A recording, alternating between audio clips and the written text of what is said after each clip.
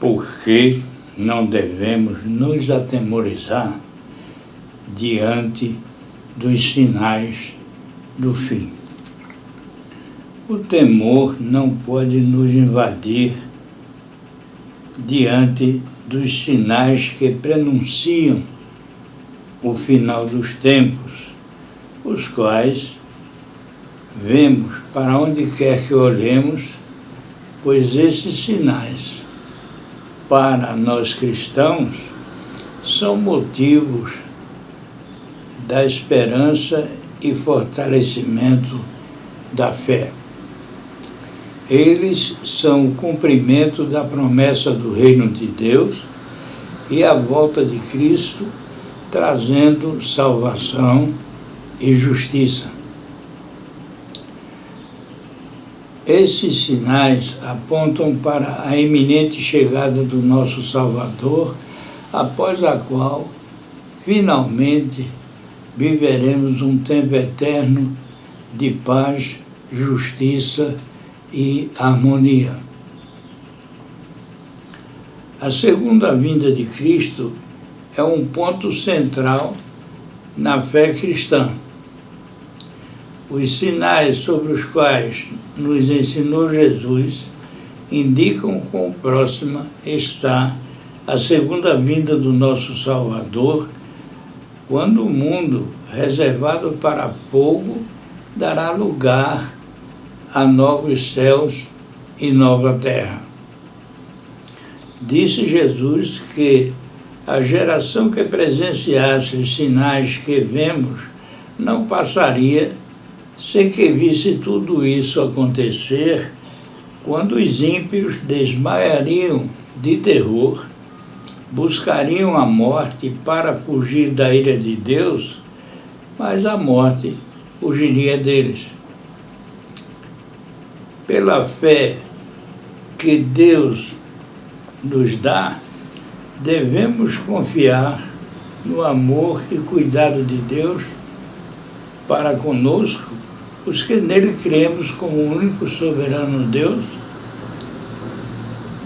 que de tal modo nos amou, porque não havendo um justo sequer neste mundo, e exigindo sua lei, o derramamento de sangue de uma pessoa imaculada para pagar o débito do ser humano, contraído por todos nós após a queda de Adão e Eva, ofendendo ao único Deus infinito, portanto, sujeito à eterna condenação. Ele, por não haver nenhum justo e por nos amar tanto, enviou o seu Filho unigênito, Jesus Cristo, quem veio em carne, gerado em Maria pelo Espírito Santo, e assim, sem qualquer mácula, como a do pecado original. Ele veio como filho obediente, esvaziando-se e tornando-se por pouco tempo um pouco menor que os anjos, para, fazendo-se maldição, ao assumir o nosso lugar no madeiro, comprar-nos com o seu próprio sangue, os que nele cremos como único e suficiente Salvador. Seu sacrifício teve a capacidade de quitar o débito de todo ser humano, mas somente os que nele creram tiveram a anulação do seu débito diante da justiça de Deus. Assim, ele morreu por todos, mas salvou a muitos. Somente o Senhor é a autoridade das autoridades, o Deus dos deuses, o juiz dos juízes, e, portanto, somente Ele tem o poder de julgar a qualquer um. Jamais nos cabe esse direito. Nosso guia deve ser nossa fé e o espírito de fortaleza que Deus concede aos seus escolhidos. Aos ímpios resta o espírito do medo. Jesus nos ensinou sobre os sinais dos tempos em Mateus 24, versículos 1 a 22 e Lucas capítulo 21, versículos 5 a 24. Começou nos alertando sobre os falsos cristos, dizendo que muitos se apresentariam como ele e muitos seriam enganados. Disse-nos que, ao ouvirmos falar sobre guerras e rumores de guerras, não devíamos ficar inquietos, pois isto tem que acontecer, mas ainda não é o fim. Levantar-se-ão nações contra nações, e reino contra reino, e haverá fomes e terremotos em vários lugares, mas isso será apenas uma amostra do que está por vir. Preveniu-nos para termos cuidado, porque seríamos levados aos tribunais e espancados nas sinagogas. Os cristãos terão que comparecer perante os governadores e reis por sua causa, para darmos testemunho. Em primeiro lugar, este evangelho deverá ser pregado a todas as nações. O Espírito Santo nos inspirará sobre o que diremos aos nossos inquisidores. Embora em Mateus capítulo 10, versículos 34 a 36, esteja escrito: não cuideis que vim trazer a paz à terra. Não vim trazer paz à terra, mas espada, porque eu vim pôr em dissensão o homem contra seu pai, e a filha contra sua mãe, e a nora contra sua sogra. O contexto aqui difere do texto onde se lê em Mateus 24, versículo 12. Um irmão entregará outro irmão à morte, e os pais aos próprios filhos. Os filhos levantar-se-ão contra os pais, e os farão morrer. Todos vos odiarão por causa do meu nome.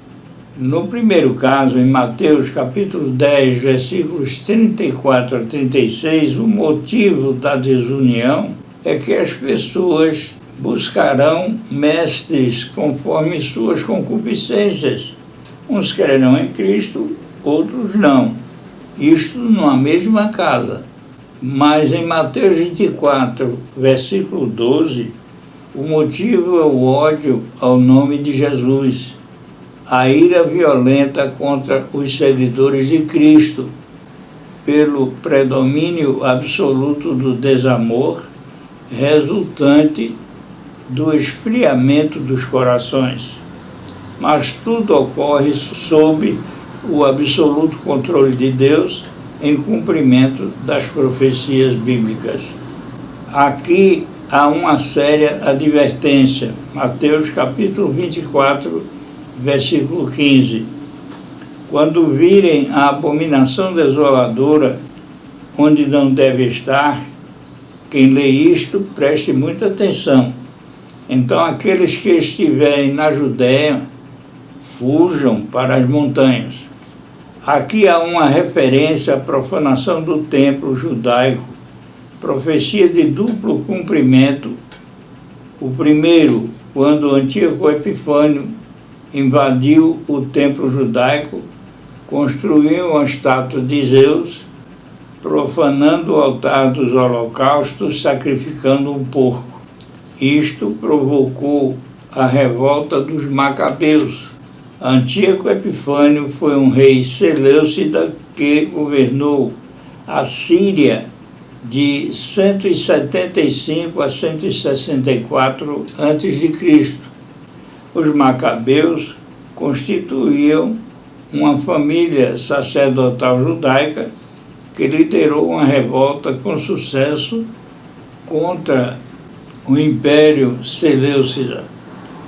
O segundo cumprimento dessa profecia dar-se-á quando o anticristo, após romper um acordo de paz de uma semana com os judeus, no meio da 70ª semana de Daniel, dando início à grande tribulação. Ele fará cessar o sacrifício e a oferta de manjares, e sobre a asa das abominações virá o assolador, e isso até a consumação. E o que está determinado será derramado sobre o assolador, conforme Daniel, capítulo 9, versículo 27. Ninguém sabe quando virá, nem a identidade do anticristo. Todavia, a Bíblia nos dá as profecias, revelações e todas as informações sobre os sinais para identificarmos quando a profecia bíblica estiver se cumprindo. Para que aconteça o segundo cumprimento da profecia sobre o anticristo, é necessária a construção do terceiro templo em Israel. Desde o ano 70 depois de Cristo, o templo não pôde ser reconstruído e os judeus não puderam realizar seus sacrifícios. O anticristo será aquele que pela diplomacia permitirá a construção do terceiro templo. Assim, tudo ocorre como está profetizado, e o Instituto do Templo já tem tudo pronto, desde os utensílios do templo, vestes sacerdotais, conforme as leis levíticas, até sacerdotes levitas estão sendo treinados, e os judeus já têm vacas vermelhas, sem defeitos, para até os 3 anos de idade serem oferecidas em sacrifício no templo. Se todas as profecias bíblicas que chegaram ao seu tempo de cumprimento se cumpriram, e diante do que estamos vendo a cada dia, podemos com certeza absoluta crer que Jesus voltará para julgar o mundo e buscar sua igreja. Vejamos o que está escrito em 1 João capítulo 1, versículo 9. Se confessarmos os nossos pecados, Ele é fiel e justo para nos perdoar os pecados e nos livrar de toda injustiça. Mateus capítulo 11, versículos 28 a 30. Vinde a mim, todos os que estáis cansados e oprimidos, e eu vos aliviarei. Tomai sobre vós o meu jugo e aprendei de mim, que sou manso e humilde de coração, e encontrareis descanso para vossas almas, porque o meu jugo é suave e o meu fardo é leve. Suportemos as nossas dores sem murmuração, lembrando o que está escrito em Mateus capítulo 23, versículo 12, e Lucas capítulo 14, versículo 11. Pois todo aquele que se exaltar será humilhado, e todo aquele que se humilhar será exaltado. Em Mateus capítulo 16, versículo 24, Marcos capítulo 8, versículo 34 e Lucas capítulo 9, versículo 23, está escrito: quem quiser vir após mim, tome a sua cruz e siga-me. Tomemos posse das palavras de Deus a Jacó. Não temas, porque eu sou contigo. Não te assombres, porque eu sou teu Deus. Eu te fortaleço e te ajudo e te sustento com a destra da minha justiça.